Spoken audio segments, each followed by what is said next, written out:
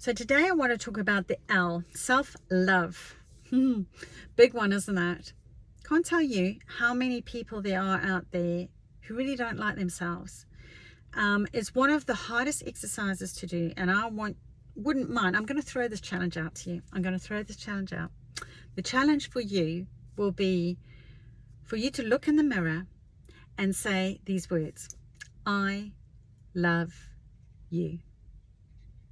And look at yourself and see just notice how you feel within yourself. Do you accept those words? Or do you start getting tetchy and like, oh, that's uncomfortable. Oh, I'm not so sure about that. So what I wanted to talk about today was, how do we get to love ourselves more? Because there is a split. Really, at the end of the day, the way that I see it is that somehow we've distorted the word self-love with selfish, okay? And selfless, okay? We should be selfless. We should be giving out to everybody else. We should be, not thinking about ourselves, because that makes you selfish, okay?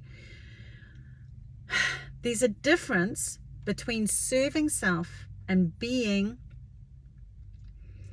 how can I say it, self-serving, where it's I'm doing it because I want you to serve me, okay? Different. There's a difference, okay? So when you give, one is an outward, selfish is an outward, self-serving, and selfless is where it's less about needing to pamper my ego, and selfish is about how you're going to serve my ego. So one is an outward action and one is an inward action, and it's quite easy to figure out which camp those people are in.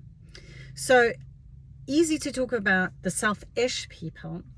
They are quite often the ego driven.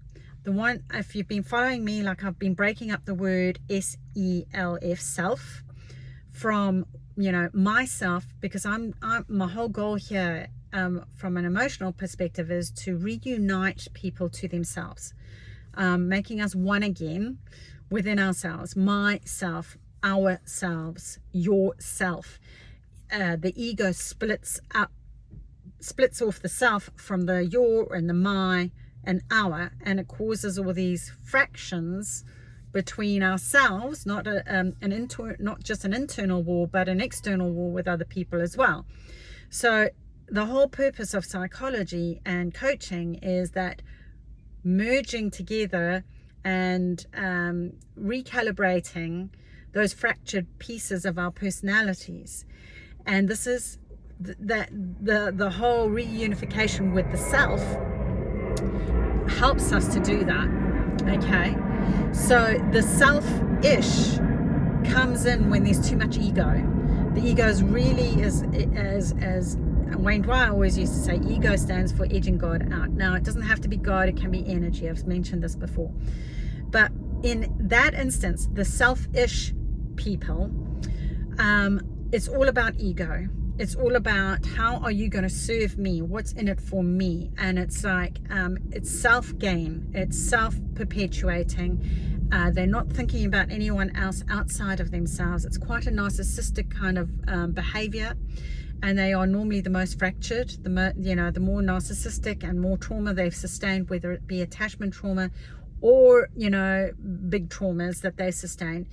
The more fractured they are, the harder it is. There's more pieces to put together in order to bring them back to what I call home, myself, my home, myself. But it is still possible, okay? So that selfish often gets distorted quite often by the ego-driven, selfish people. Okay, so that, there's a driver for you to do stuff for me. I'm going to make you feel guilty, and I'm going to say that you're being selfish if you start thinking about yourself.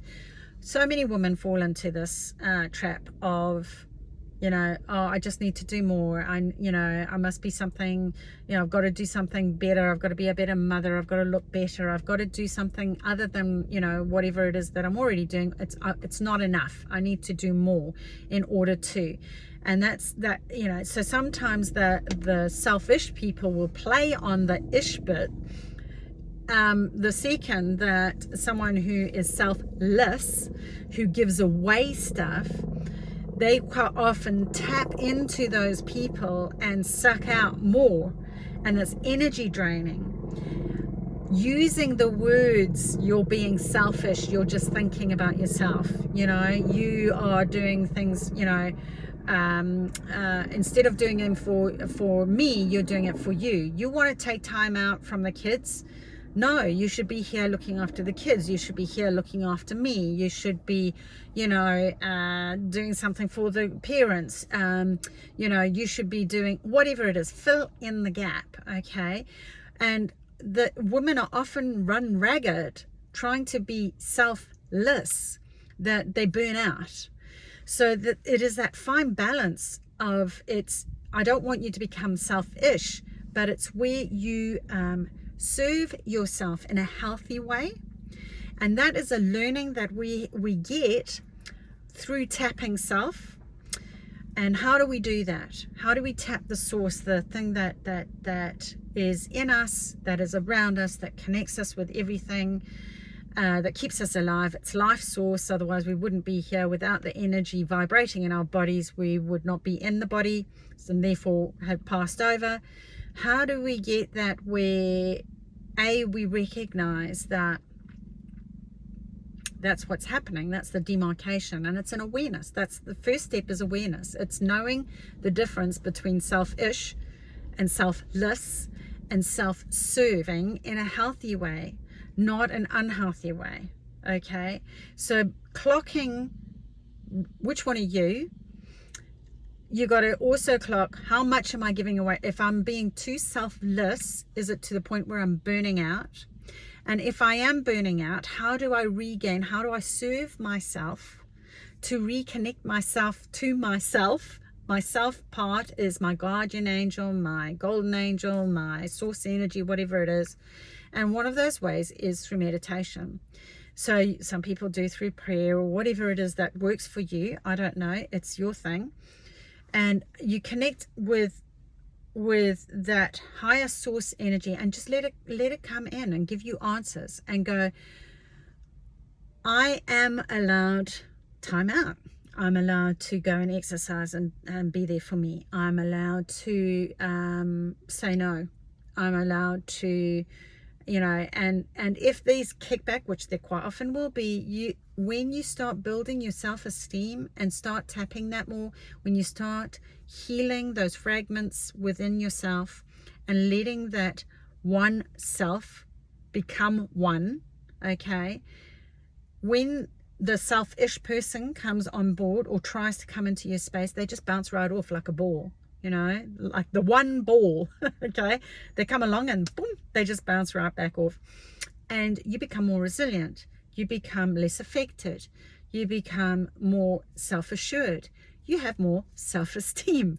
And it's not fake self-confidence. If you haven't listened to that, go back and listen to that. It's the real deal. It's do you know what? I'm genuinely don't care whether you like it or not. I'm going to have time out. I need this time for me. I'm going to learn something. I'm going to do my yoga. I'm going to do whatever it is that floats your boat. That's for me. That feeds my soul. Okay? You don't have to get it. I mean, I might want to make quilts. It's unlikely, but whatever. And you might want to go fishing, darling, and I'm not going to, whatever it is. And I'm not going to berate you for going off and doing that, because that's your time out and that's how you connect. If that's my thing, which in my instance it's not, but if it were, if that was my thing, no judgment, and it feeds my soul and that makes me feel better, then so be it. If that's what connects me to the divine and lets my creativity flow, then so be it. Okay, so that self-love starts growing within you when you open up your capacity, when you become aware of the difference between the selfish and the and the selfless, and then the overgiving of the selfless people, and where are you in that category, and what steps are you going to now take, and also making space for the divine to come in through your chosen activities. It can be meditation, it can be creative work, it can be, you know, connecting with like-minded people, finding ways. What are your ways? Go away and have a think about that, and then actually do it, and start doing that every single day. And after a while, you'll notice it's like, you know, I'm finding it easier to say no to that kind of person, or I'm not affected by that person anymore, or I'm really enjoying this, you know, now, and I want more of that time, and I'm okay with that. So that's my challenge for you. I hope you enjoyed that. Your shoes, your path, your way. Namaste.